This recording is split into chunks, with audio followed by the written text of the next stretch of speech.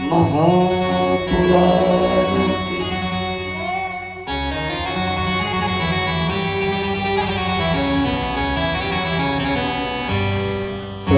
सच्चिदानंद रूपाय विश्वोत्पत्त्यादिहेतवे तापत्रय विनाशाय श्रीकृष्णाय वयं नमः। गजाननं भूतगणाधिसेवितम्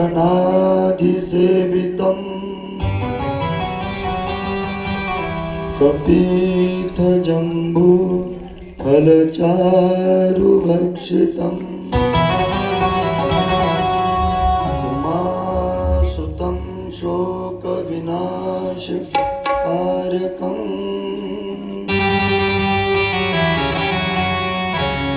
नमामि विघ्नेश्वरपादपङ्कजम्।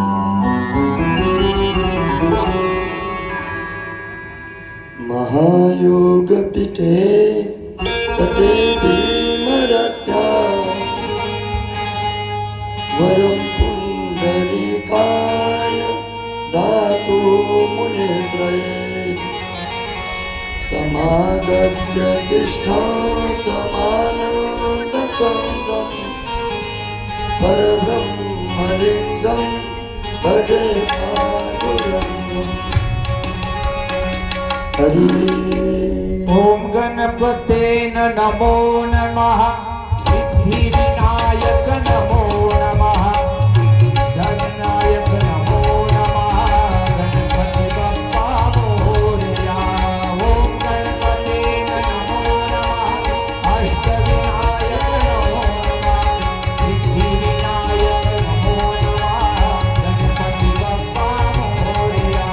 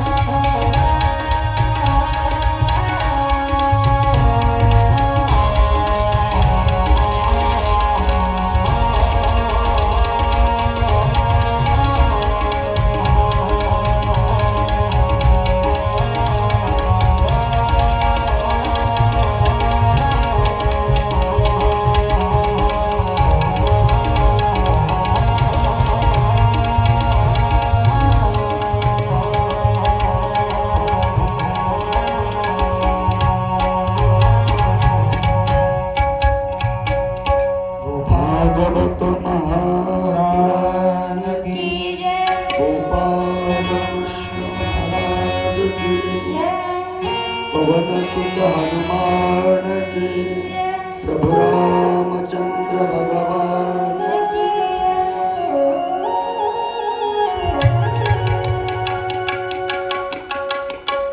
भगवंताच्या असीम कृपेनं, त्याच्या दयेनं, त्याच्या करुणेनं आपल्या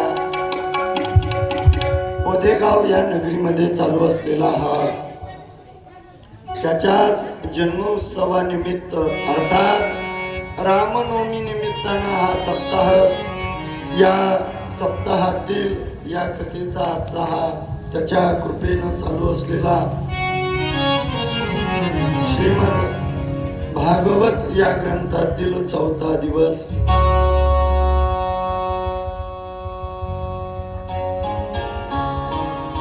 पावन पवित्र गंगेच्या काठावरती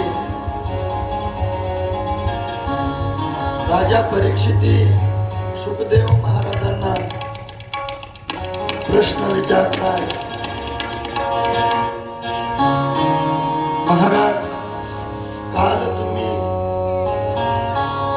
स्वयंभू मनु आणि शतरूपा राणी यांचा वंश विस्तार सांगत होते. त्यांच्या 3 कन्या आहुती, प्रसूती, देवहूती, त्या तिन्ही कुळाचा विस्तार आपण पाहिला. आज आपण त्यांचे जे 2 पुत्र आहेत, प्रियवृत्त आणि उत्तानपाद, यांचं थोडक्यामध्ये चरित्र पाहून समोर चालणार. कारण आजचा टप्पा जो आहे आपल्याला तब्बल 4थ्या स्कंदातून 10व्या स्कंदापर्यंत जायचे.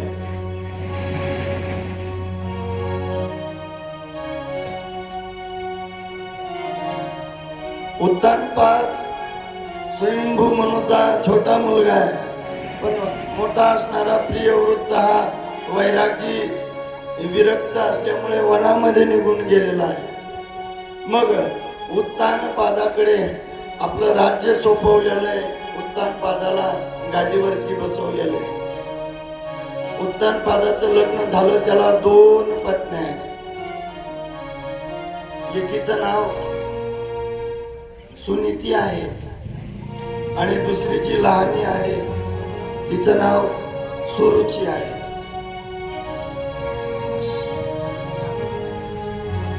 उत्तानपाद म्हणजे कोणी चरित्रातला आगळा वेगळा कोणी नसून एक जीव आहे. उत्तानपाद म्हणजे ज्याचे वरती पाय आणि खाली डोकं आहे. असंच असतं गर्भामध्ये प्रत्येक जण. आईच्या उदरात ज्या वेळेस आपण असतो त्यावेळेस याच अवस्थेत असतो. पण मग त्या जीवानं विचार करायचा आहे की त्याने वागायचं, कोणासोबत कसं वागायचं. जी धर्माची पहिली पत्नी आहे तिचं नाव सुनीती आहे.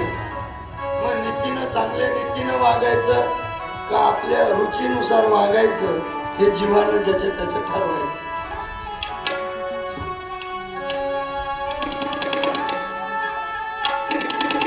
आधीची जी पत्नी आहे, धर्मानं केलेली पहिली पत्नी, मोठी राणी, ती त्या उत्तानपादाला पाहिजे तितकी आवडत नव्हती.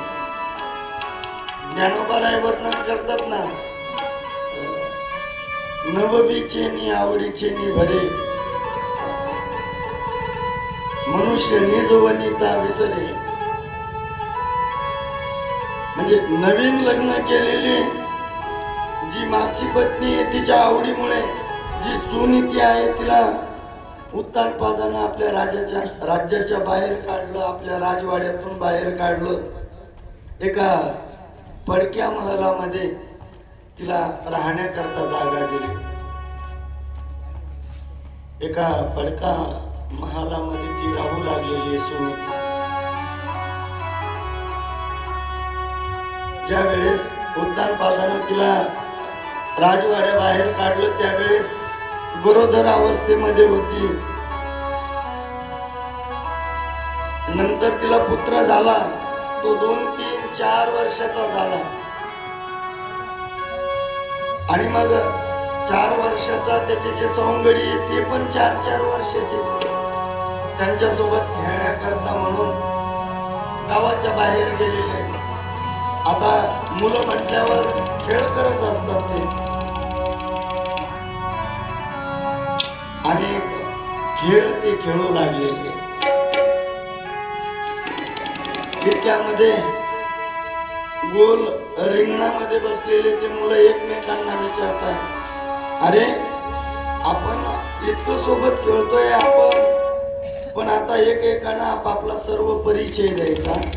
त्याच्यातला एक जण उठून उभा राहिला आणि सांगू लागला, माझं नाव अमुक आहे, माझे वडील अमुक आहेत, माझ्या वडिलांचा व्यवसाय शेती आहे. दुसरा उभा राहायचा, आपलं नाव सांगायचा, वडिलाचं नाव सांगायचा, माझे वडील गवंडी आहेत.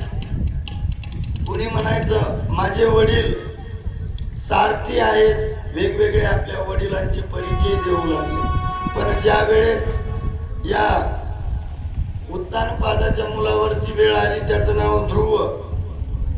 त्या ध्रुवाला विचारलं, अरे ध्रुवा, तुझ्या वडिलांचा परिचय दे ना. तो म्हणला, मला वडीलच नाही. वडील नाही? वडिलांनी अगोदरच घराच्या बाहेर काढून दिलेलं, जन्माच्या अगोदरच. म्हणे मला वडीलच नाही, यांनी डोळ्यानं पाहिलेच नाही. सगळेजण हसू लागले. म्हणे असा कसा, तू काय आकाशातून पडला काय, वडील नाही तुला? सगळे हसू लागले. आणि हा रडत रडत आपल्या आईपाशी आला, सुनीतीपाशी. सुनीतीनं विचारलं, अरे बाळा, का रडतो रे? रडण्याचं कारण काय तुझं? मग तो सांगू लागला, आई अगं माझे जे मित्र आहेत ना, त्यांच्यामध्ये मी बसलो आणि बसलेलो असताना ते मला खूप चिडवू लागले आहे. म्हणे काय झालं नेमकं? म्हणे काही नाही आई, सगळे आपापल्या वडिलांचा परिचय देत होते, मला तर वडीलच नाही. तर मी म्हणलो मला वडील नाही, तर सगळे मला हसू लागले आहे. अरे बाळा, बरोबर आहे ना मग त्यांचं, तुझंच चुकलं. तुला वडील नाही असं कोण म्हणतं? आहेत तुला वडील. आई मला खरंच वडील आहेत. हो आहेत ना तुला वडील. आई मग माझे वडील कुठे? अरे बाळा, आपलं जे राज्य आहे ना, त्या राज्याच्या राज्य सिंहासनावर जे बसतात ते तुझे वडील आहे. या राज्याचा जो राजा आहे ते तुझे वडील आहे. म्हणजे आई, ते उत्तानपाद राजा जो आहे तो माझे वडील आहेत. हो बाळा. आई मी जाऊ त्यांना भेटायला? बाळा आता पाय दुपार झाली, आता उद्या सकाळी लवकर उठ आणि जाय राजवाड्यामध्ये त्यांना भेटण्याकरता. दुसऱ्या दिवशी सकाळी ध्रुव बाळ उठल्याबरोबर स्नान वगैरे केलेलं आहे. 4.5 वर्षाची ती मूर्ती, ते बाळ, केस असे खांद्यावरती वाढलेले, राजवंशातले, गोजिरा असं स्वरूप, नेमकं स्नान केलेलं, आंघोळ केलेली, गंध पावडर केलेलं, आणि राजवाड्याच्या दिशेनं निघलेले. राजवाड्याच्या बाहेरच शिपायांनी अडवलं. म्हणे थांब. शिपाई हातामध्ये तलवारी, भाले घेऊन उभेच होते. पण सगळ्याला माहित होतं या राज्याचा खरा उत्तराधिकारी हाच आहे, याला कुठपर्यंत थांबायचं आपण. भाले आणि तलवारी बाजूला केल्या आणि तुरु तुरु तुरु तुरु त्या दोन्हीकडून तलवारी येत आणि त्याच्या मधातून ध्रुव बाळ चाललेले.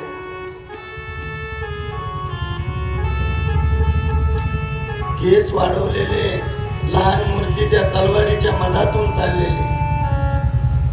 त्या राज्य सिंहासनापर्यंत गेले आणि त्या सुरुची पासून झालेला दुसरा मुलगा, त्याचं नाव उत्तम, तो त्या उत्तानपादाच्या मांडीवरती बसलेला. उत्तानपादानं पाहिलं की माझा जो मुलगा आहे, किती केलं तर माझा मुलगा आहे, तो पहिल्या बायकोचा असला तरी मुलगाच आहे. म्हणून या उत्तमाला बाजूला ठेवलं आणि ध्रुव बाळाला पटकन जाऊन उचलून घेतलं महाराज. उचलून घेतल्याबरोबर मांडीवर घेतलं, त्याचं लालन पालन करायला सुरुवात केली, त्याला आपल्या हातानं घास भरवायला सुरुवात केली. तितक्यामध्ये ती सुरुची असणारी त्याची ती लहानी पत्नी बाहेर आली, पाहिलं माझ्या मुलाला बाजूला टेकलंय आणि चौथीच्या मुलाला मांडीवर घेऊन माझा पती खाऊ घालतोय. राग अनावर झाला आणि ध्रुव बाळाच्या हाताला जाऊन धरलं, फर दिशी खाली ओढलं. ओढल्याबरोबर गुडघ्यावर पडला, गुडघे फुटले त्याचे. आता त्या 5 वर्षाच्या मुलाला काय कळणार, ही बाई कोण, का आली, मला कशामुळे असं खाली ओढलंय, काहीच कळत नव्हतं. मग त्या सुरुचीनं बोलायला सुरुवात केलं, म्हणे ए बाळा, अरे या राजाच्या मांडीवर जर बसायचं असेल ना तुला, तर त्याकरता एकच पर्याय आहे, तुला बसता येईल तुला. तो पर्याय हाच, काय, तू त्या भगवंताला प्रसन्न करून घे आणि त्याला म्हणा पुढचा जन्म आता मला माणसाचाच दे, पण सुनीतीच्या उदरातून माझा जन्म नको, सुरुचीच्या उदरातून माझा जन्म झाला पाहिजे. म्हणे काही हरकत नाही. आणि तो रडत रडत, त्याला काहीच कळाय नाही बाई कोणी काय म्हणते, तसाच रडत रडत सुनीतीकडे आलेला आहे. आणि सुनीतीनं विचारलं, बाळा, हे बाळा, का रडतो रे? आई, अगं माझ्या वडिलांनी मला उचलून घेतलं, खाऊ पिऊ घालू लागले, माझ्या डोक्याहून हात फिरत होते, माझ्या गालाचे मुके घेत होते ते, पण कोण बाई आली आणि तिला मला हाताला धरून म्हटलं, पाय ना माझे गुडघे फुटले.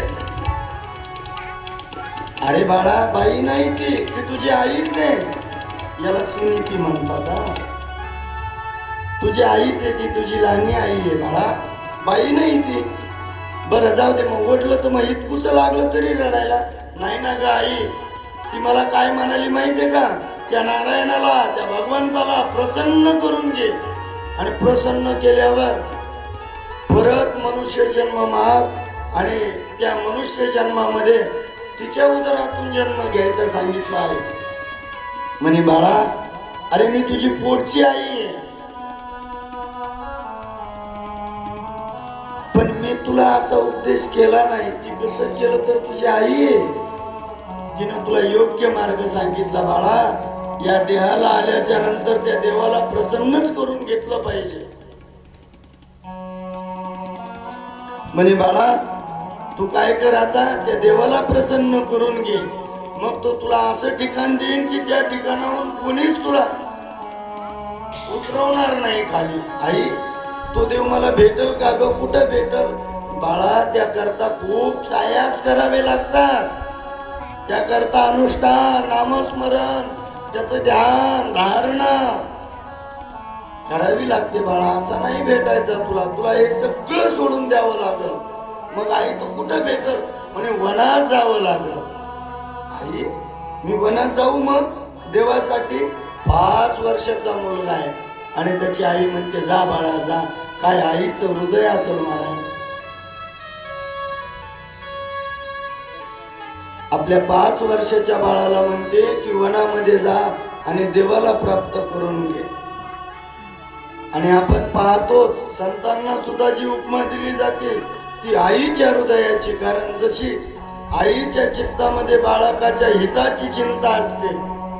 ऐशी कळवळ्याची जाती, ऐशी कळवळ्याची जाती,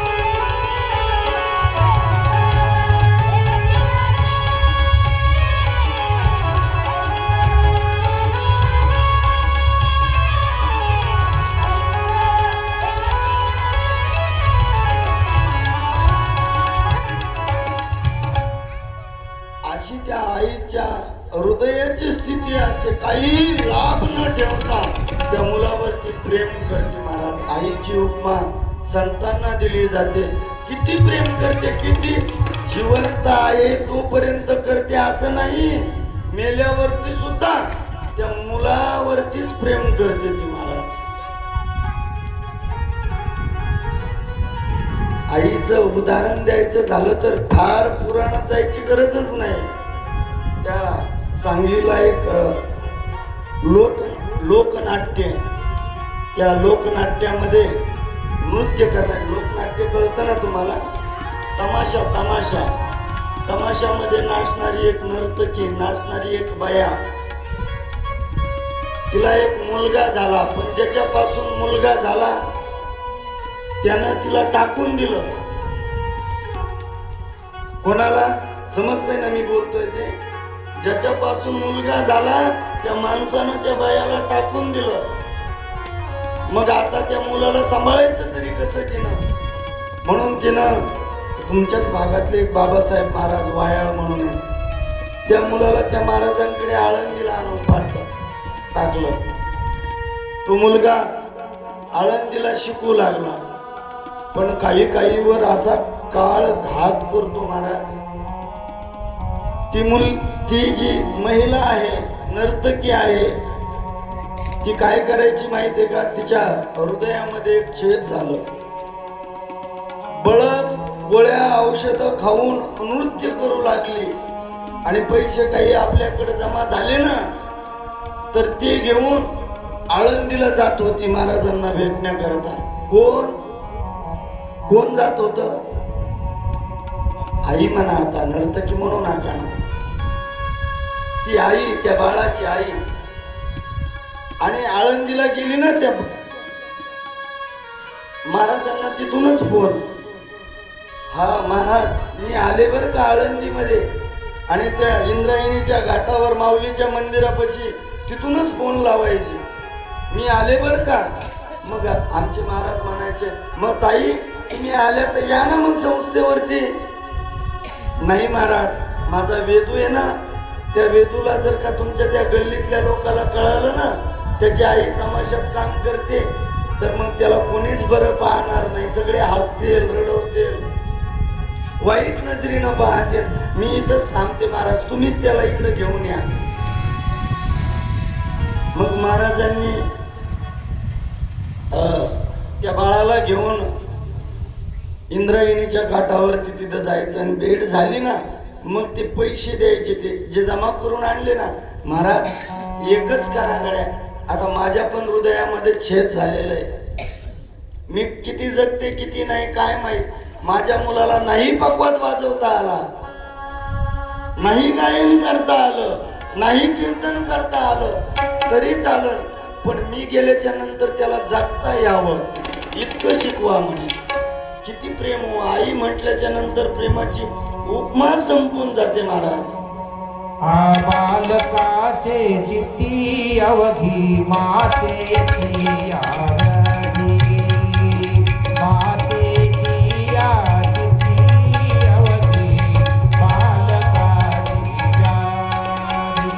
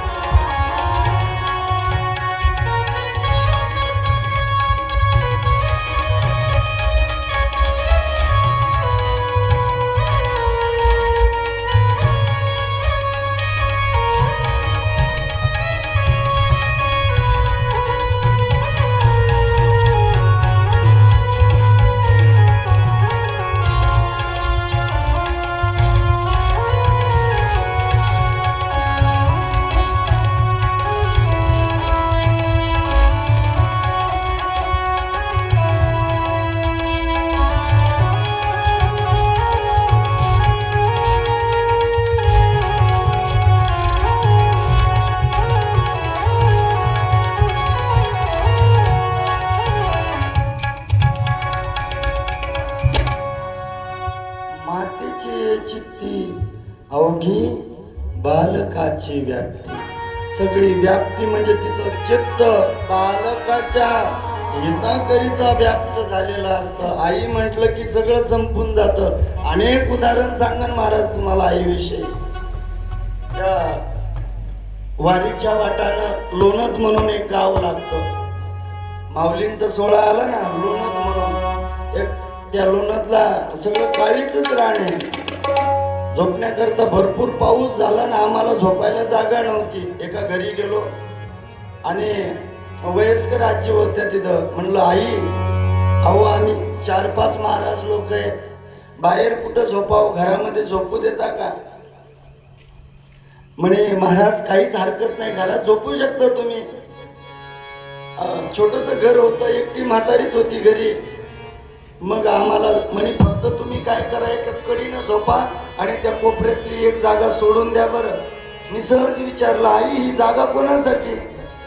म्हणे माझा मुलगा येणार आहे झोपायला, त्याच्याकरता. वयस्कर आजी होत्या. म्हणलं आजी तुमचा मुलगा येणार आहे, तो केला कुठं? म्हणे महाराज आता खरं सांगू का खोटं सांगू? म्हणलं खरं सांगा. म्हणे तो दारू प्यायला गेलाय. मग झोपायला आम्हालाच कंटाळा आला तिथं. म्हणलं आम्ही इथं झोपत नाही, मग दुसरीकडे. नाही महाराज, तो तुम्हाला शब्दानं सुद्धा बोलणार नाही. आला ना तर मेल्यासारखा येऊन पडल इथं, शिवाय सुद्धा देणार नाही म्हणे. पण तो पेतो. आता तुम्हाला तुम्हीच म्हणले खरं सांगा, खरं सांगितलं मी. म्हणलं आई मुलाचं वय काय? म्हणे माझं वय 70 वर्षे, मुलाचं 45 वर्षाचा मुलगा. लग्न म्हणे त्याचं लग्नही झालं होतं, पण दारूमुळे त्याला पत्नी सोडून गेली महाराज अगोदरच. आता तो एकटाच आहे, त्यालाच सांभाळते. काय असेल त्या आईचं चित्त महाराज. एकदा त्या भोसरीला कीर्तनाला गेलो. कीर्तन वगैरे झालं. कीर्तन झाल्याच्या नंतर माऊली वयस्कर आजी 22-23 वर्षाचा मुलगा घेऊन आली कीर्तन संपल्याच्या नंतर.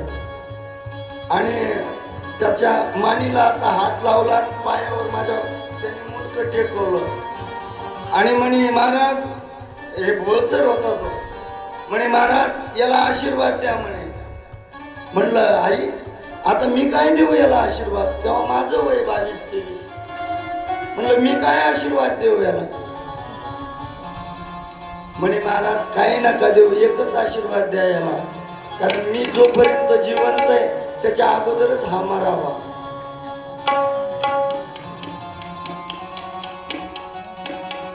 त्या आईच्या चित्तामध्ये बाळकाची किती व्याप्ती असते, किती व्याप्ती असते.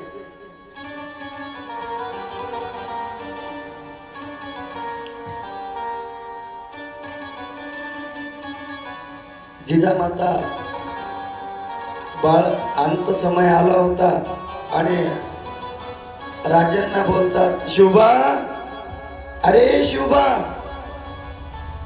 आऊसाहेब बोला ना, तुम्ही काय म्हणता? शुभा, अरे मला एक वचन पाहिजे, मी जाणार आहे आता. आऊसाहेब वचन पाहिजे? हो शुभा, वचन पाहिजे, आणि जर का पूर्ण करत असेल तरच वचन दे. म्हणे आऊसाहेब काही मागा, प्राण काढून देतो आऊसाहेब. नाही शुभा, आता वचन पाहिजे, पण ते पूर्ण करणं होत असेल तर वचन दे. आऊसाहेब मागा ना. शुभा, अरे आतापर्यंत जीव घेणाऱ्या मोहिमी तू राबवल्या, स्वतःचा प्राण संकटात टाकला, पण याच्यानंतर मी गेल्याच्या नंतर अशा जीवावरच्या मोहिमी राबू नको बर का.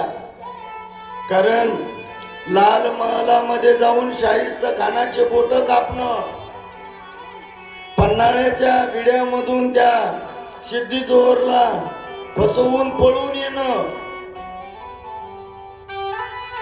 आणि अफजल खानासारख्या बलाढ्य म्लेच्छाचा कोतळा बाहेर काढणं एकट्यानं हे सगळं जीव घेण्याच्याच मोहिमी होत्या. अशी मोहीम घेऊ नको बर का. साहेब माझ्यावर तुम्हाला विश्वास नाही का? नाही रे बाळा, तुझ्यावरती खूप विश्वास आहे.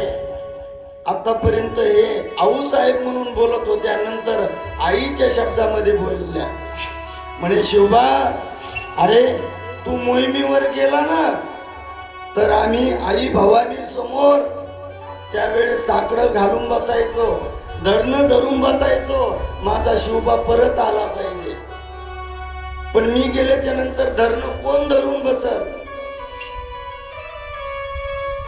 आणि त्या आऊसाहेबाच्या पुण्याईमुळेच, त्या आईच्या पुण्याईमुळेच आपल्या महाराष्ट्राचं जे कुलदैवत म्हणून ज्यांना आपण घोषित करतो, बोलतो, पुकारतो, ते राजा शिवबा जन्माला आलेले. माझी जाऊची पुण्याई कशी आली या फळाला, माझी जाऊची पुण्याई कशी आली या फळाला.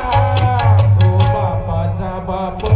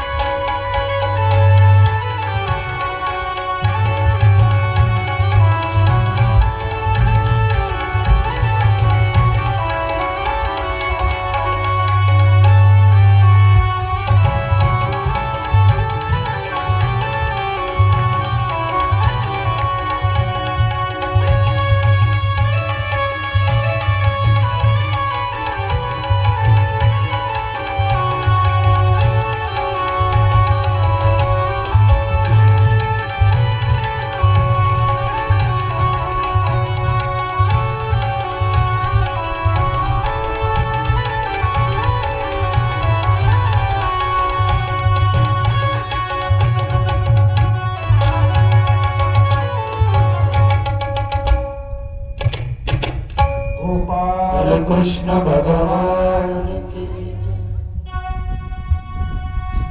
आईचं कितीही सांगा महाराज, कमीच तरी पुराणाकडे गेलोच नाही. जे सांगतोय घडलेले प्रसंग आताच आहेत. आई आई असते. म्हणे बाळा, जा वनामध्ये, तुझ्या आईनं सांगितलं ती तुझी लहानी आईच आहे. बाकीचं सगळं डोक्यातून काढ, पण अगोदर त्या देवाला प्रसन्न कर. ते पुढचा जन्म घ्यायचा आहे नाही घ्यायचा ते देवावर सोडून दे. आणि काही हरकत नाही आई. ते 5 वर्षाचा मुलगा वनामध्ये जाण्याकरता निघालेला आहे. वनात जात असताना आता वनात जायचंय, पण नामस्मरण कसं करायचंय, त्याचं ध्यान कसं करायचंय, त्याचा निरोध कसा करायचा आहे, योग कसा करायचा आहे, काही माहित नाही.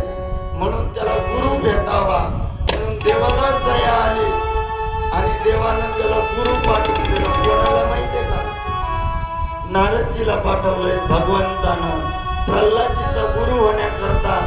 नारदजी येत आहेत आणि मुखामध्ये नामस्मरण आहे.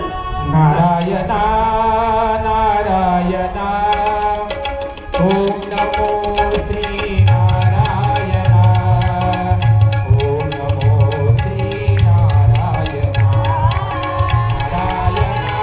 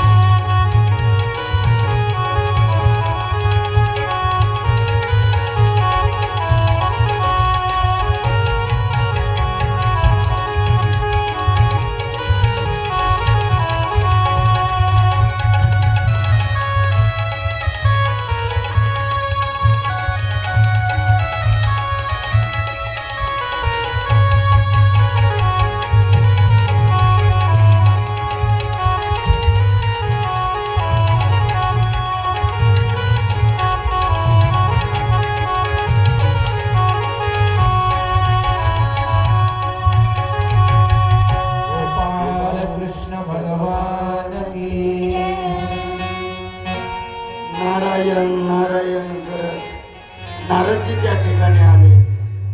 नारदजी त्या ठिकाणी आल्याच्या नंतर त्या ध्रुव बाळाची परीक्षा घ्यावी. जर का त्याच्या मनामध्ये निश्चय असेल तर याला गुरुमंत्र द्यावा, काही हरकत नाही, पण अगोदर परीक्षा घ्यावी लागल. म्हणून ध्रुव बाळाची परीक्षा घ्यायला सुरुवात केली. हे ध्रुवा, हे बाळा, अरे कुठं चाललाय? म्हणे वनात चाललोय. वनात? अरे वनात काय करतो? वनामध्ये हिंसक पशु असतात, तुला खाऊन घेतील ते. वनातले पशु वनामध्ये वाघ असतो, सिंह असतो, चिता असतो, सर्प असतात. अरे तुला ध्वंस करेल ते. म्हणे ते काही नाही, माझ्या आईनं सांगितलंय वनामध्ये जायचंय मला. वनात कशाला चाललाय? म्हणे मला तप करायचं आणि त्या देवाला प्रसन्न करून द्यायचं. बरं ठीक आहे, पण वनामध्ये देवाला प्रसन्न करून घेण्याकरता इतक्या लवकर कशाला चाललाय? तुझं वय आताशी 5 वर्ष आहे. अरे तुझ्या वयाची मुलं गोट्या खेळतायत, अजून इट्टी दांडू खेळतायत, आणि तू देवाला प्रसन्न करून घ्यायला चालला? दात पडल्यावर, घरचे हाकलून द्या लागल्यावर मग देवाकडे जायचं म्हणे. इतक्या लवकर चाललास तू? नाही, माझा निश्चय, मला त्या देवालाच प्रसन्न करून घ्यायचं. तो देव भेटला पाहिजे. तू त्या देवाला प्रसन्न करूनच घेणार आहे? नाही खेळायचं तुला मुलांसोबत, नाही खेळायचं, मला देव पाहिजे. मग देह गेला तरी चालेल, पण तो देव भेटला पाहिजे. देह जाओ अथवा राहो, देह जाओ अथवा राहो. देह जाओ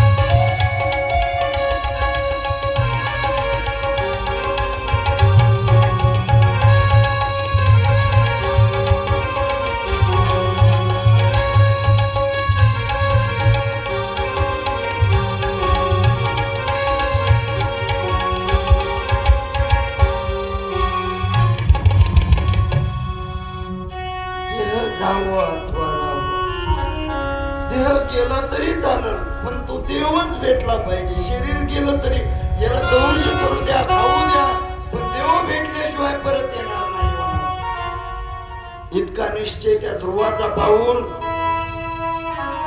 मग नारदजीनं त्याला 12 अक्षरी मंत्राचा उपदेश केलाय. ओम नमो भगवते वासुदेवाय.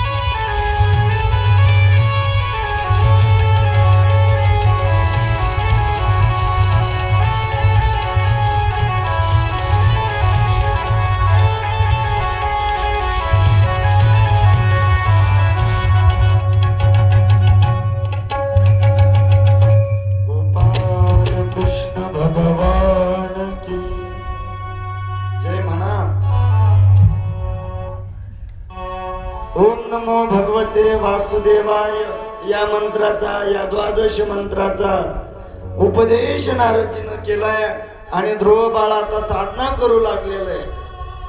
मला तो देव भेटला पाहिजे, निश्चय केलाय महाराज, निश्चय.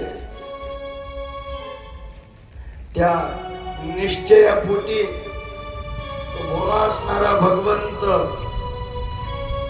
लगेच भेटतो महाराज, लगेच. फक्त काय पाहिजे? भाव पाहिजे, श्रद्धा पाहिजे, थोडासा निश्चय पाहिजे मनामध्ये. अट्टहास करावा लागतो त्याच्यासाठी. ते कथात कथा एक येते पहा. एक गरीब ब्राह्मणाचं पोरग आहे, विद्वान ब्राह्मण आहे, पण संपत्तीनं खूप गरीब आहे. त्याची आई त्याला सकाळी सकाळी, लहान गरिबी असल्यामुळे घरी गाय नाही काय नाही, आणि त्याला दूध खूप आवडत होतं. म्हणून त्याच्या आईला, त्या ब्राह्मणाच्या पत्नीला सकाळी उठलं की आई दूध दूध म्हणलं की एक डब्बा घ्यायचा तिनं असा, आणि त्या डब्यामध्ये थोडस गरम पाणी आणि पीठ टाकायचं, त्याला कालवायचं. कालवलं की मग त्याने दूध म्हणलं की त्याला द्यायचं ते. हा, आणि ते दररोज त्याचा नित्यक्रम तसाच. ते वाटीमध्ये त्या डब्यामध्ये पाणी, थोडस पीठ, दूध मागितलं की दिलंच त्याला प्यायचा. दररोज दिवसामाग दिवस निघून जात होते. एका दिवशी कोजागिरी पौर्णिमा आली. त्याचे जे मित्र होते, तो त्या मित्राचे वडील राजवाड्यामध्ये सेवक असल्यामुळे त्यांच्या घरी गायी होत्या. मग ते त्या बाळाचे मित्र म्हणले, आज कोजागिरी, आमच्या इथं दूध जाळायचा कार्यक्रम आहे, तुमच्या इथं जाळतात का? म्हणे आमच्या इथं नाही जाळत. मग चल आमच्या इथं. गेलाय तो, आणि कोजागिरी पौर्णिमेच्या दिवशी असं दूध जाळलं महाराज. हा, ते दूध गरम केलंय, असं आटवू दिलंय, त्याच्यामध्ये थोडासा केशर, थोडीशी इलायची, उग काहीतरी साखर टाकली, असं घटवट आटवलं त्या दुधाला. आणि रात्री कोजागिरी पौर्णिमेचा चंद्र त्याच्यामध्ये दिसू लागला. इतका वेळ 12 वाजेपर्यंत आटलं, एकदम खव्याचं स्वरूप झालंय त्याला. आणि मग रात्री 12 वाजता चंद्र दर्शन झाल्याच्या नंतर ग्लास मध्ये सगळ्याला दिलाय. यानी पण पिऊ लागला. हा, अरे म्हणे हे दूध खूपच भारी लागतं तुमच्या इथलं, हे कोणत्या पिठाचं करतात? काय म्हणे, हे दूध जरा भारीच लागतं, मी दररोज पितो, पण इतकं भारी नाही लागत, हे कोणत्या पिठाचं? ते म्हणे, येड्या, पिठाचं पुढं दूध असतं का? आमच्या इथं गाई आहे, त्या गाईचं असतं. हे खोटं बोलतो काय? माझ्या आईला मी दररोज मागतो, आणि माझ्या आईला मागितलं मी की डबा घेते, पीठ टाकते, काढून देते मला मस्त, पण इतकं चवदार नाही कडे, हे चवदार. म्हणजे थांब, सकाळ होते, मी तुला दाखवतो कसं दूध असतं. तर सकाळ झाली, त्या गोठ्यामध्ये गाईच्या नेलं त्याला, आणि ते शिपाई दूध काढत होते. म्हणे, पाय हे गाईच्या सडातून निघतं, म्हणे हे दूध आहे.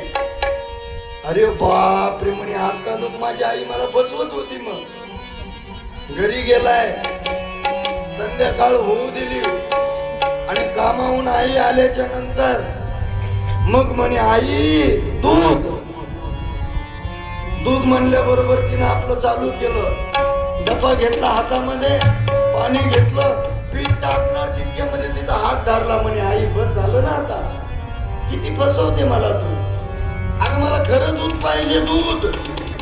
त्या आईच्या डोळ्यातून अश्रू आले. म्हणे, बाळा, अरे तुझे वडील विद्वान आहेत, पण आपली गरिबी आहे, काय करावं आपण, घरी गाय नाही घेऊ शकत आपण, आणि मग गायच नाही तर दूध कुठून येणार? बरं जाऊ दे आई, मला दररोज दूध देईन असं कोण आहे? म्हणे, या जगाचा मालक, देवाचा देव महादेव, त्याला प्रसन्न करून घे. मग त्याला प्रसन्न केलं की तो दूध देईल. हो म्हणे, तो तुला दूध देईल. हे पण वनामध्ये गेलाय, त्याचं नाव उपमन्यू. वनात गेलाय, आणि वनात गेल्याच्या नंतर याला पण नारदजीनं हाच द्वादशाक्षरी मंत्र जप दिलाय. ओम नमो भगवते वासुदेवाय, याचं नामस्मरण करून तो भोळा असणारा शंकर प्रसन्न झाला. आणि प्रसन्न झाल्याच्या नंतर काय दिलं महाराज? शिराचा पैसा गरूप म्हणण्या, शिराचा पैसा गरूप म्हणण्या.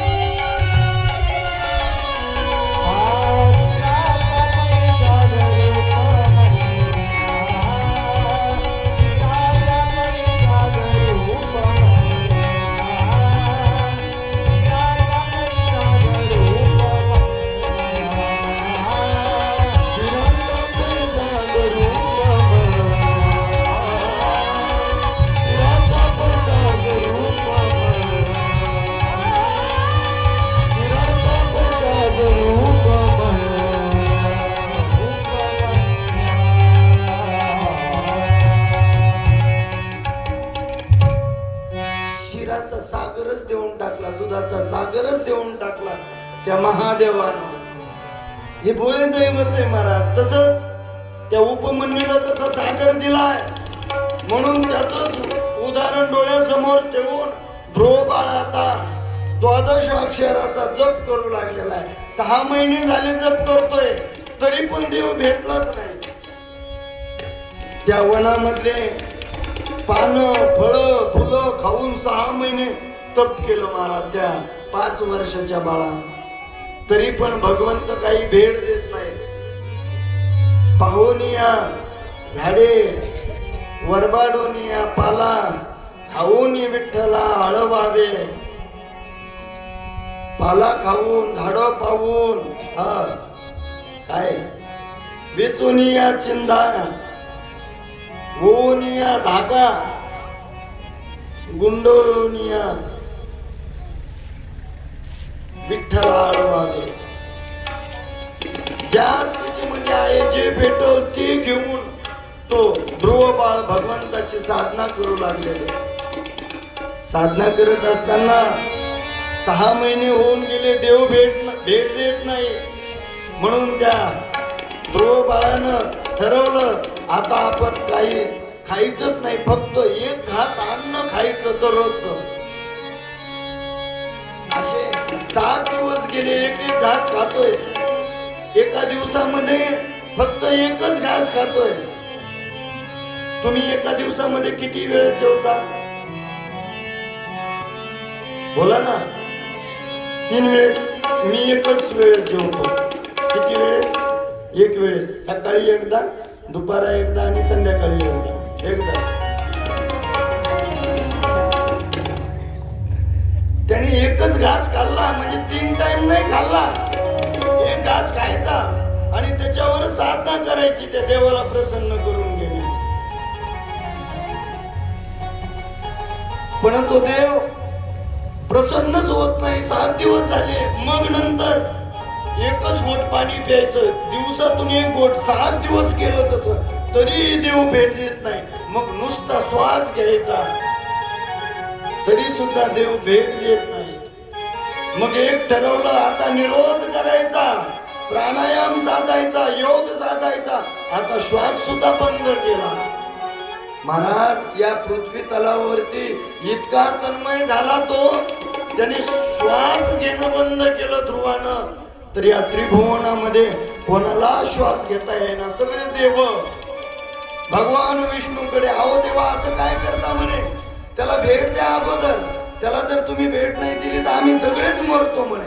भेटी लागी पंढरीनाथा, भेटी लागी पंढरीनाथा, भेटी लागी पंढरीनाथा, भेटी लागी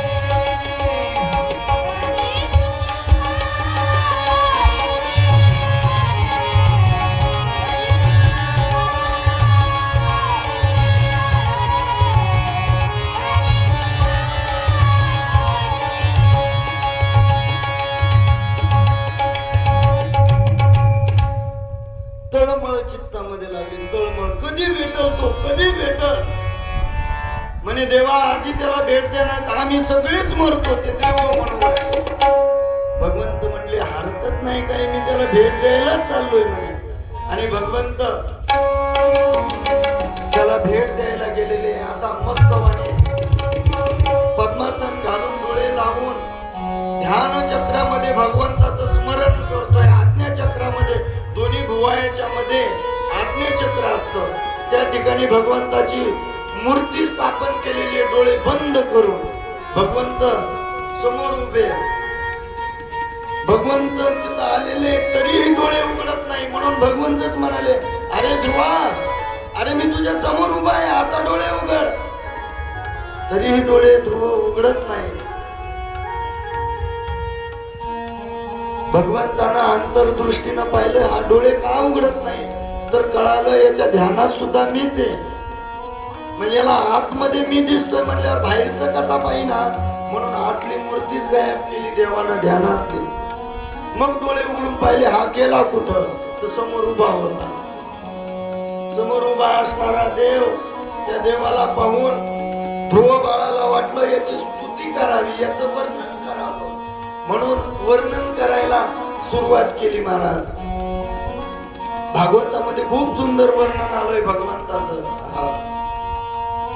ओम यंत प्रविश्य मम वाचमिमां प्रसुप्ता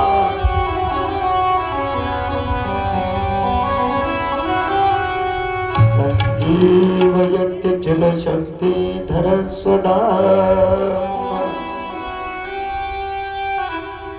अन्यांश्च हस्तचरण श्रवणत्वगादिम् प्राणान् नमो भगवते पुरुषाय तुभ्यम्.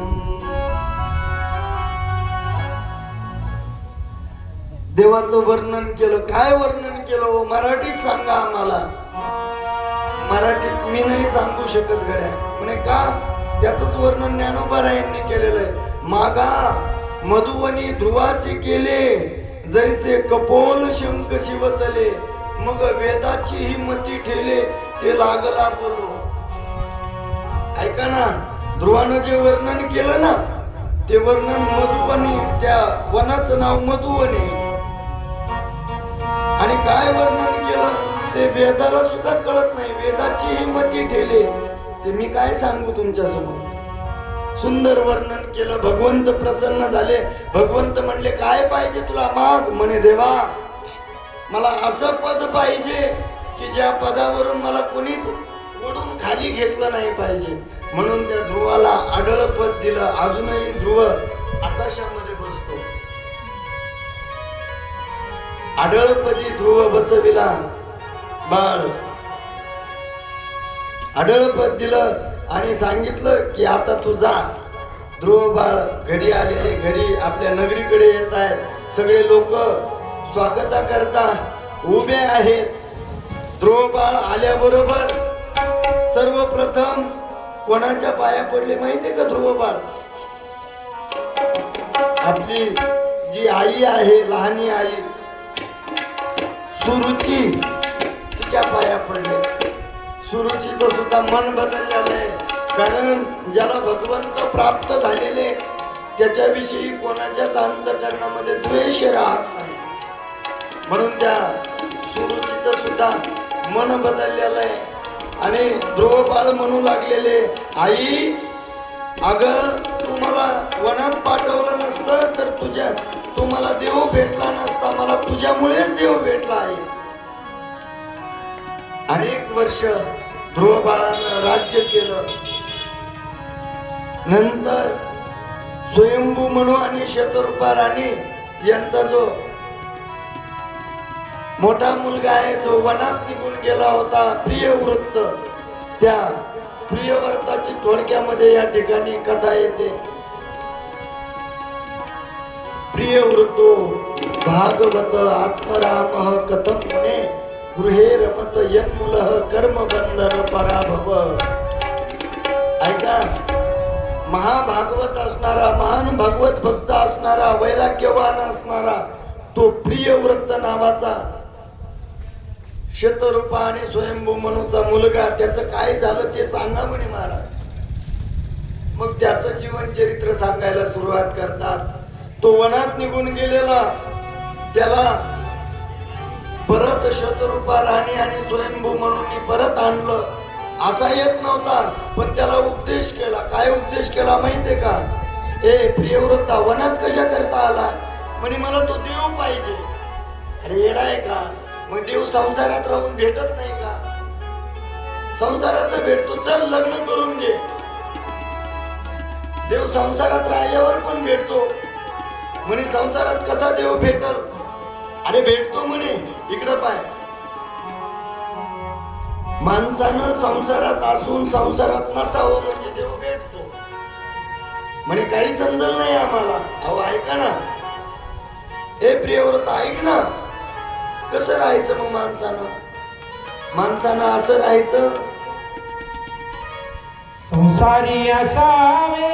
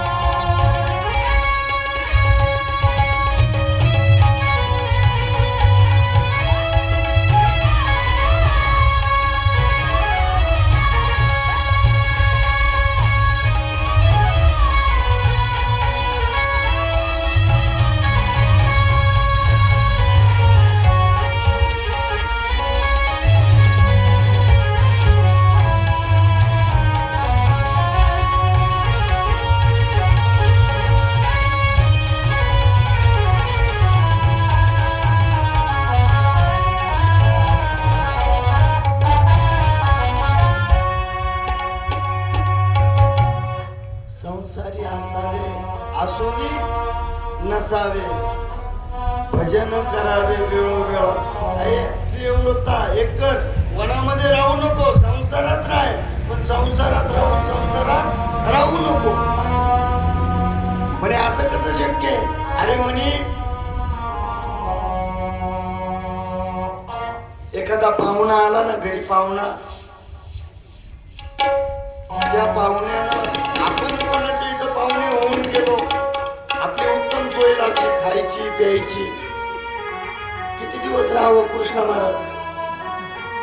खायची सोय लागली, एक दोन वर्षभर, 8 दिवस झालं ना. आणि 8 दिवस झाल्याच्या नंतर तरी बोदेगाव मध्येच राहायचं म्हणल्यावर नाही चालत ना. वस्ती कर वस्ती आला, प्रातःकाळी उठून गेला. जसं वस्ती करे तसं संसारात राहायचं, काही काळापुरतं राहायचं, नंतर याच्यातून निघून जायचं हळूच. म्हणे काही समजाय ना.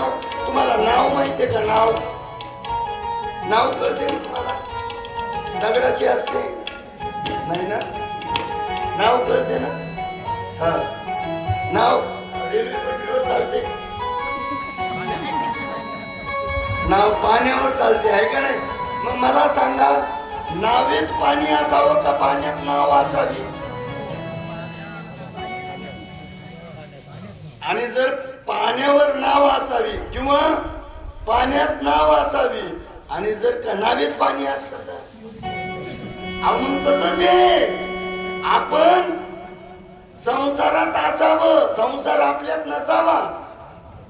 हा अलिप्त कमळ जळी जैसे. पाण्यामध्ये जसं कमळ असतं ना, पाण्यातच राहत, पण पाण्याचे संबंध ठेवत, पाण्याचे संबंध ठेवलं की सडत ना ते. तसं आपण संसारात राहायचं. पण माझा मुलगा, माझी पत्नी,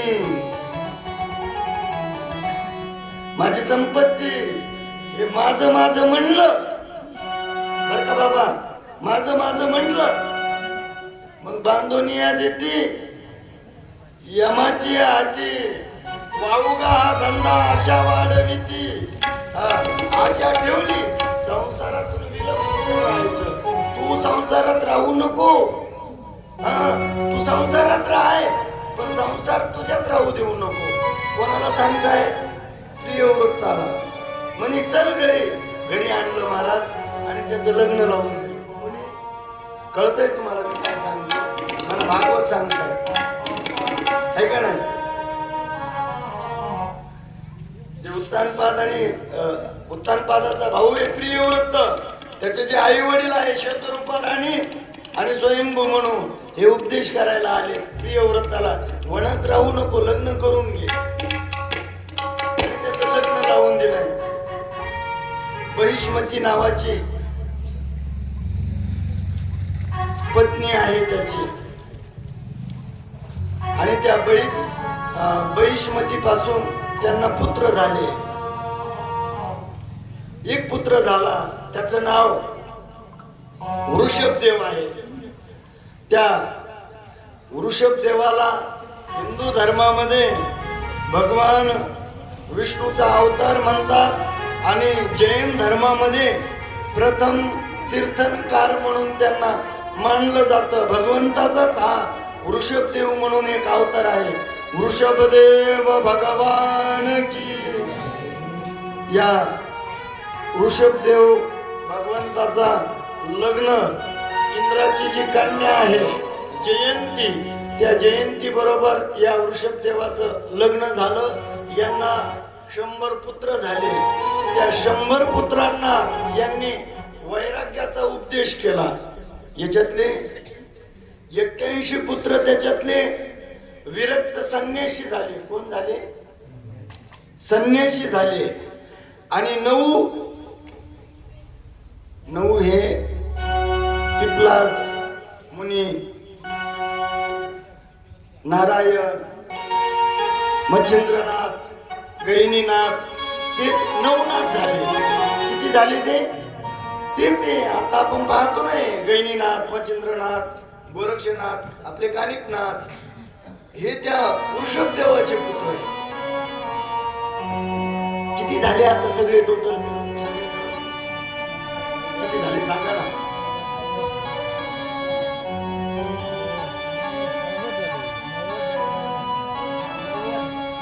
संन्यासी झाले. 9 नाथ झाले. आणि राहिलेले 9 देशाचे अधिपती झाले. 9 राष्ट्राचे 9 अधिपती झाले. किती झाले? आहे ना, चुकायला नगरे. इकडं पहा, 81 संन्यासी झाले. 9 नाथ झाले. 9 राष्ट्राचे अधिपती झाले. खाली किती उरले? 1. वा, गणित पक्क आहे तुमचं, आहे का नाही? 81 आणि 9 90. 90 आणि 9 99. खाली राहिला 1. तो 1 म्हणजेच त्याचं नाव भरत आहे. काय नाव आहे? भरत. तो भरत या आपल्या देशाचा, याचं नाव आधी होतं अजनाभ पर्व. काय नाव होतं? अजनाभ पर्व. पण त्या भरतानं या आपल्या अजनाभ पर्वावर 10,000 वर्ष राज्य केलं. किती?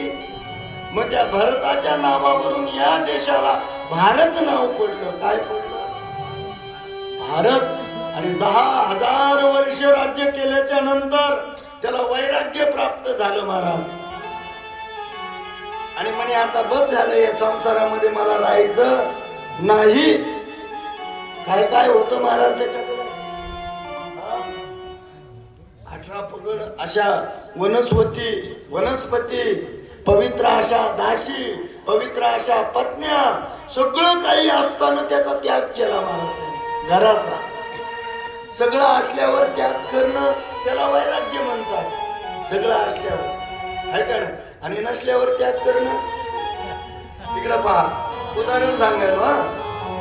सगळं असून त्याग करणं याला वैराग्य म्हणतात आणि नसल्यावर त्याग करणं त्याला दरिद्री म्हणतात. कळायला तुम्हाला? सोपं करून सांगू का? इकडं पहा, माझ्याकडे खायला काजू, बदाम, मनुके, पिस्ता याचे पॉकेट पडलेले, पण नको गड्या ती मला. याला म्हणतात वैराग्य म्हणताय. पण माझ्याकडे खायला भाकरही नाही, मी म्हणतो मला काजू बदाम नको. याला दरिद्री म्हणावं ना. असल्यावर त्याग करणं. अहो त्याच्याकडे सगळं आहे, ऐश्वर्य संपन्न असून त्याने दिगमंडळ जिंकिले, समुद्र लवयांकित राज्य केले, नानाविध भोग भोगिले, जे नाही देखिले सुरवरी. जे देवाला सुद्धा भोग नव्हते प्राप्त ते त्याला प्राप्त होते. आणि ते सगळं सोडून दिलं आणि वनामध्ये निघून गेला. अवघा भोग तेजीला, तेजीला अवघा भोग तेजीला, तेजीला अवघा भोग तेजीला, तेजीला अवघा भोग तेजीला. देवासाठी घेवनी जागा, देवासाठी घेवनी जागा, अवघा भोग तेजीला, तेजीला अवघा भोग तेजीला, अवघा भोग तेजीला. देवासाठी घेवनी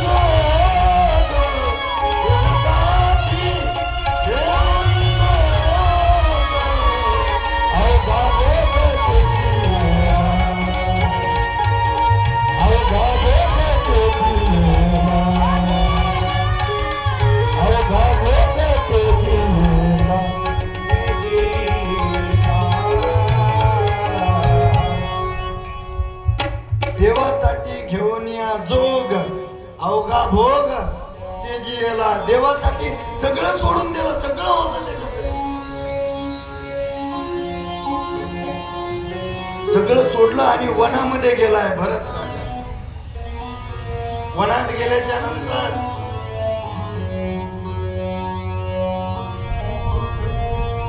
त्या भगवंताची साधना करू लागला. पण वनामध्ये राहत असताना एक छोटीशी नदीच्या काठावरती कुटिया बांधली आणि तिच्यामध्ये रात्रीचा विश्राम आणि ती भगवंताची साधना रात्रंदिवस बस. नारायण नारायण नारायण नारायण, रात्रंदिवस त्या भगवंताचं चिंतन. सगळं असून सोडून आलेला देवासाठी. एका दिवशी सकाळची वेळ आहे, स्नाना करता आंघोळी करता त्या नदीमध्ये गेलेला आहे.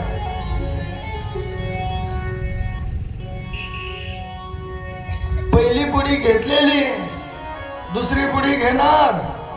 तितक्यामध्ये एका गर्भीण असणाऱ्या हरणीच्या मागे सिंह लागलेला आहे आणि ती हरण तुरु तुरु तुरु तुरु पळत आलेली आहे. यांनी दुसरी बुडी घेतली, तितक्यामध्ये तिनं त्याच्या वरतून त्या नदीच्या पलीकडे उडी मारलेली. उडी मारत असतानाच तिचा उदरामध्ये असणारा तो गर्भ पात झालेला आहे, पडलेला आहे नदीमध्ये. नदीमध्ये पडलेला गर्भ वाहत येतोय आणि बुडी घेऊन हा वरती आला. तितक्यामध्ये त्या हरणीचं पिलू ते पाडस दिसलेलं आहे, नेमकं जन्म झालेला आहे. गोजीरवानं ते दिसतंय.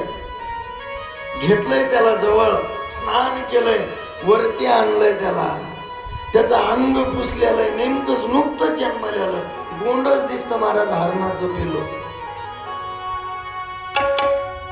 ते पिल्लू ते पाडस जवळ घेतलेलं आहे आणि राजा विचार करतोय. अरे बाबा पहा, राजा विचार करतोय म्हणे आता जर याला मी वनात सोडलं तर याला हिंसक पशु खाऊन टाकतील, याला कसं सोडू मी? देवासाठी सगळं पत्न्या घर मुलं सगळं सोडून आलाय आणि इकडे हरण जवळ घेतलंय.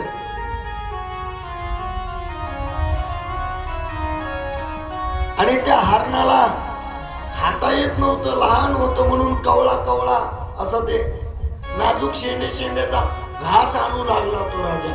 त्या हरणाला खाऊ घालतोय. हरणाला लय जीव लावतो माणूस, आहे की नाही बाबा? त्या हरणाला खाऊ घालतोय तो राजा. खाऊ घातलंय हरणाला, लहानच मोठं होतंय हरण. आता ते उड्या मारू लागलेलं आहे, पळू लागलेलं आहे इकडं तिकडं. पण आता हे पळून जातं की काय, पळून जातं की काय, कुठं आहे? कारण हा जपाला बसला, ध्यानाला बसला की त्या सगळं लक्ष त्या हरणाकडे. मग हे कुठं खेळतंय हे कळण्याकरता त्या हरणाच्या पायामध्ये घुंगर बांधले त्यांनी. काय बांधलं? घुंगरू. आणि मग हा ध्यानाला बसला डोळे लावून की मग याला ते घुंगर ऐकू यायचे. तिकडं वाजले की समजायचं आपलं हरण तिथपर्यंत गेलंय. याचं लक्ष आता ध्यानात त्या जपामध्ये लागत, सगळं त्या घुंगरात लक्ष. हे कुठं गेलंय आपलं हरण, कुठं गेलंय? हरणामध्ये गुतूनही माणसं नाहीत का महाराज? तुम्हाला कळतंय ना मी कोणते हरण म्हणतोय? राजाला एकच हरण होतं, आपल्याला 2-2, 3-3 असतात. आहेत ना? तुम्हाला आहे का हरणी? हरणामध्ये गुतू नाही माणसानं. त्या हरणाच्या घुंगरामध्ये, हा त्या घुंगरामध्ये राजा गुंतला महाराज. हा खूप रमतो हा प्रसंग, पण आपला वेळ कमी. भगवंताचा आज जन्म करायचा आहे आपल्याला, आहे की नाही? त्या हरणाच्या आवाजामध्ये, त्या घुंगराच्या आवाजामध्ये लक्ष सगळं देवाचं नामस्मरण विसरून गेलाय. नुसतं बसला म्हणून बसला. पाहणाऱ्याला वाटल की नामस्मरण करतो की काय, पण मनामध्ये सगळे घुंगरच होते. एका दिवशीचा प्रसंग आहे.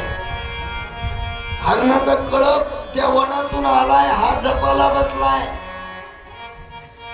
आणि त्या हरणाच्या कळपासोबत या राजाचं हरण सुद्धा निघून गेलंय. हरण निघून गेलंय. राजा जपातून उठलाय, इकडं तिकडं पाहतोय, आवाज घुंगराचा येत नाही. मग माझं हरण कुठे? हरण कुठं गेलं? हरण माझं कुठं गेलं असेल? त्याने काही खाल्लं असेल का नाही? का एखाद्या पशुनं त्याला खाऊन टाकला असेल? कुठं गेला असेल? का पारद्यानं धरून नेलंय त्याला? त्या हरणाचं चिंतन करू लागलेलं आहे. 1 दिवस झाला, 2 दिवस झाले, 3 दिवस झाले, हरण हरण हरणच करू लागलेला आहे. नारायणाला विसरून गेला आणि आजारी पडलाय, शय्येवरती पडलेला आहे. आणि पडल्या पडल्या सुद्धा चिंतन करतोय, माझा हरण कुठे गेला असं? माझं हरण कुठं गेलंय? माझं हरण कुठं गेलंय? त्या हरणाचं चिंतन करतोय तो.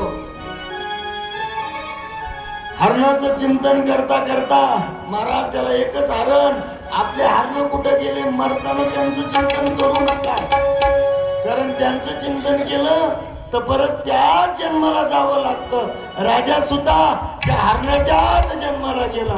जय भरत राजा हरणी गर्भी गेला. जय भरत राजा हरणी गर्भी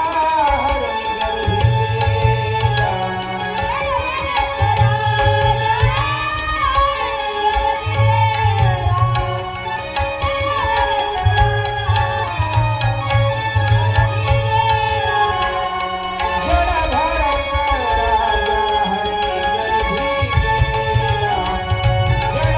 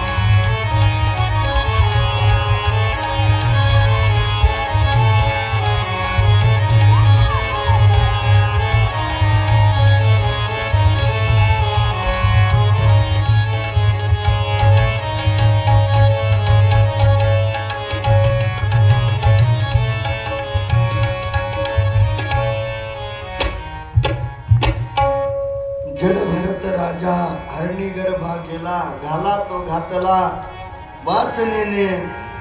वासना गुंतली होती महाराज त्या पाडसामध्ये, हरणामध्ये. म्हणून तो राजा हरणाच्या गर्भाला गेलेला आहे. हरण झालेला आहे तो राजा.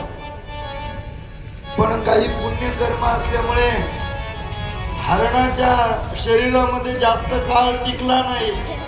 एका उंच टेकडावरती गेलेला आहे. उंच दरीमध्ये कोसळून हरणाचा देह सुद्धा त्याचा सुटलाय. राजा हरणा गर्भाला गेला, हरण झाला, पण काही महिन्यामध्येच गतप्राण झाला. आणि नंतर मेल्याच्या नंतर आता राजाचा तिसरा जन्म आहे. कितवा? तिसरा. मग तिसरा जन्म गत जन्मामध्ये केलेलं सगळं राज्य सोडून दिलेलं, त्या भगवंताचं नामस्मरण केलेलं ते पुण्य आलं महाराज. आणि पुण्य असलं की माणूस चांगल्या कुळामध्ये जन्माला जातो. मग तो राजा एका ब्राह्मणाच्या उदरामध्ये जन्माला आला. कारण पुण्यवान श्रीमताम गेहे योग भ्रष्टो बीजा येते. त्या पुण्यवान तो योग भ्रष्ट पुरुष पुण्यवानाच्या घरी जन्माला येतो. अंगिरस गोत्रामध्ये असणाऱ्या ब्राह्मणाच्या घरामध्ये तो राजा जन्माला आला. त्या ब्राह्मणाच्या घरामध्ये त्या ब्राह्मण पत्नीच्या उदरामध्ये राजा लहानाचा मोठा होऊ लागला. त्या ब्राह्मणाच्या पत्नीला 2 जुळी लेकरं झाली. एक हा राजा आणि एक कन्या झाली. आणि 2 जुळी झाल्यामुळे ती ब्राह्मणाची पत्नी यांना जन्म देऊन लगेच गतप्राण झाली, मेली, ती वारली. वारल्याच्या नंतर त्या ब्राह्मणानं परत दुसरं लग्न केलं. हा राजा लहानाचा मोठा होत होता. पुण्यकर्मामुळे याला मागचे याचे दोन्ही जन्म आठवत होते. पण हा राजा या जन्मामध्ये, ब्राह्मणाच्या जन्मामध्ये याचं नाव ठेवण्यात आलं जड भरत. कारण याच्या काही लक्षातच राहत नव्हतं. जो गायत्री मंत्र आहे ना, याच्या वडिलांनी याला त्याच्यामध्ये 32 अक्षर आहे, कमीत कमी 32,000 वेळेस शिकवला, तरी पण याच्या लक्षात राहत नव्हता. याची मती जड होती, याची बुद्धी जड होती, म्हणून याला जड भरत. गायत्री मंत्र माहिती आहे ना तुम्हाला? सगळे ऐकतात तुम्ही, सगळ्याला माहिती आहे. असं तो या व्यासपीठावरून सांगू नये, कारण तो गुरुमंत्र आहे. गायत्री मंत्राचा उपदेश करून करून वडील दमले, तरी पाठ झाला नाही, म्हणून त्याला जड भरत नाव दिलं. त्याला कोणी काहीही काम सांगतो, काही काम करायचा, घरामध्ये काही लक्ष नव्हतं. त्या ब्राह्मणानं परत दुसरं लग्न केलं. आणि दुसरं लग्न केल्याच्या नंतर त्या दुसऱ्या पत्नीपासून परत त्याला 2 मुलं झाली. आणि हा एक पहिला मुलगा जड भरत, अशी 3 मुलं त्यांना. हा जड असल्यामुळे याच्यासोबत कोणी लग्न केलं नाही, हा उपवर झाला. तो ब्राह्मण हे वारला नंतर. मग आता याचं पोट कसं भरणार? ते घरचे भाऊ भावजाया कुठपर्यंत असतात महाराज? जर आपण घरी काही काम केलंच नाही तर आपण त्यांना उगं वजं होतो. तसंच त्याच्या भाऊ भावजायांना हा वजं होऊ लागला. त्याला ताने मारू लागले, बोलू लागले, शेतामध्ये काढून देऊ लागले. एका दिवशी शेतामध्ये काढून दिलं. जा म्हणे तुम्ही बारे धरा. बारेच म्हणतात, दारे धरा म्हणे गव्हाला पाणी दे म्हणे. गेलेला आहे, पाणी देतोय. तितक्यामध्ये रहुगण सिंधुवीर देशाचा राजा, रहुगण राजा पालखीमध्ये बसून त्या ठिकाणाहून जात होता महाराज. जात असताना त्याच्या पालखीचा जो एक शिपाई आहे, भोई आहे, तो आजारी पडलेला आहे, बिमार पडलेला आहे. म्हणून तिघच जण आता ती पालखी घेऊन चालले होते, पण तिघाला पालखी नेता येत नव्हते. इकडं तिकडं पाहिलं, कोणी दिसतं का पालखी धरू लागायला. पाहिलं तर हा शेतामध्ये बारे भरत होता. म्हणे जा त्याला घेऊन या. ते बाकीचे शिपाई आले, म्हणे चल नाही, म्हणे थोडस काम आहे. म्हणे काय काम आहे. म्हणे तो रौगण राजा या ठिकाणाहून जात आहे, त्याच्या पालखीला खांदा द्यायला जायचंय. आणलं त्याला धरून जड भरताला आणि पालखीला खांदा द्यायचा सांगितलाय. राजा पालखीत बसलेला आहे, याला पालखी खांद्यावर घ्यायची सवय नाही, त्याला सवय लागते. मग बाकीचे तिघ बरोबर चालायचे, पण याचा पाऊल कधी माग कधी पुढं, कधी माग कधी पुढं, कारण सवय नाही. दुसरी गोष्ट, मधामध्ये मुंगी, दुसरा एखादा किडा काही आला ना, याला वाटायचं माझ्याकडून प्राण जायला नको याचा. म्हणून हा तो किडा मुंगी हुकवण्याकरता कधी पाय माग टाकायचा, कधी पुढे टाकायचा. त्या पालखीला दचके बसायचे, हिसके बसायचे. राजा म्हणे ए अरे तुला कळतं का नाही काही, सरळ पालखी धर ना. हा एक नाही दोन नाही, याच चालूच आपलं. परत समोर गेल्यावर मदत किडा आला की उडीच मारली आणि समोर पालखी दणकन पुढे गेली. राजा माग बसलेला पुढच्या तोंडाला आदळला पालखीच्या. राजाला राग आला, म्हणे तुला मारतोच म्हणे, तू असं काय करतो म्हणे, पालखी घेतो काय करतो. हा महाराज पूर्वजन्माचा ज्ञानी होता, गतजन्म सर्व आठवत होते याला. हा काय म्हटलं माहितीये का, नैनम छिन्नंती शस्त्राणी नैनम दहती पावक. मला शस्त्र कापू शकत नाही, मला अग्नी जाळू शकत नाही, तू काय मारतो मला. राजाला सुद्धा कळालं हा कोणीतरी मोठा विद्वान आहे, साधा माणूस नाही. राजा शरण आला, तो रौगण राजा त्याला. असाच एका दिवशी वनामध्ये बसलेला, काही बिल्ल आलेले. बिल्ल म्हणजे त्या आईची उपासना करणारे, त्या आई समोर ते बळी देतात, आहे का नाही. बळी देऊ नये महाराज, कोणतीही आई असो. आई म्हणजे जगन्माता, जगाची आई असते. आसरा, मरी माय, अजून कोणत्या माई असतात, बळी देतात ना, इकडे देतात का बळी, देऊ नये महाराज. तो म्हणे असं काय सांगता महाराज, आमची परंपरा आहे. चुकीची आहे, तोंडाचे आपले पोटाचे चोचले पुरवण्याकरता काही पण काढलेली ती परंपरा चुकीची आहे. म्हणे असं कसं बोलताय, मी पुरावा देतो तुम्हाला. म्हणे काय पुरावा आहे सांगू का. आई म्हणजे जगन्माता, कोणतीही देवी असो, ती जगाची, ती जगदंबा, जगाची आई असते. मग त्या जो बळी देतात तो बोकड्याच म्हणतात ना इकडं, काय वगारू म्हणतात का त्याला,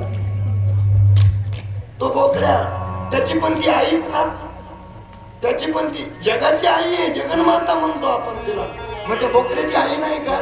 मग कोणत्या आईला वाटल माझ्या मुलाला माझ्या समोर कापावं, वाटल नाही ना महाराज, कापू नये ते. इथं बसल्यावर तरी कोणी बळी देत नाही ना, नवस करत नाही ना. वा, चांगली गोष्ट. पुरणपोळ्या द्यायला काय हरकत आहे, पुरणपोळ्याचा नैवेद्य चालत नाही का तिला, चालतो महाराज. आनंदानं प्रेमानं काहीही दिल्यानं चालतं. काही म्हणल्यावर मग बोकड्या देता का, बोकड्या सोडून काहीही द्या, चालतं महाराज, हे देऊ नये असो.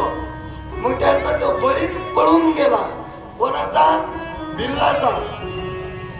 मग आता बळी द्यायचा म्हणे, काय करता म्हणे, हे ते शेतामध्ये बसलो होतं बारे भरीत म्हणे, आणा त्याला धरून. त्या बिल्लाच्या राजानं सरदारानं सांगितलं, आणलं महाराज. कोणाला, या जड भरताला आणलं.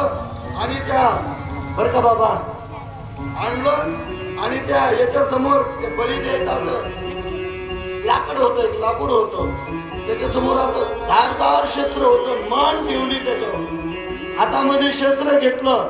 आणि त्या आई समोर ब्रह्मज्ञानी असणारा हा जड भरत याची हत्या करू लागले. त्या मूर्तीमधून अनादि निर्गुण प्रगटली बाबा. अनादि निर्गुण प्रगटली भवानी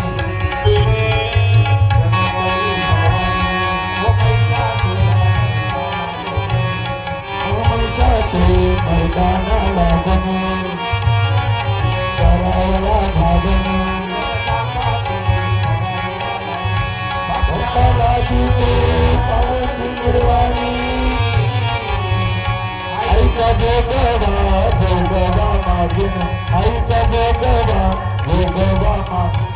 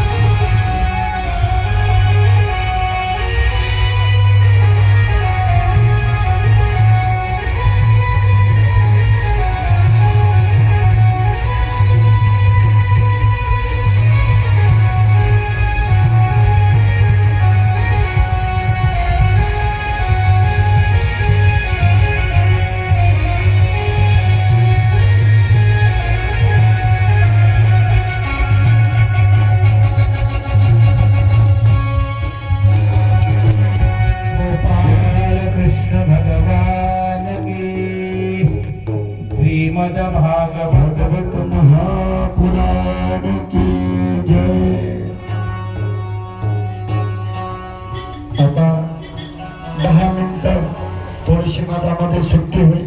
पाय मोकळे करून घ्या. तुमच्या पाय मोकळे करण्यामुळं माझे 15 मिनिट गेले. बंद करते.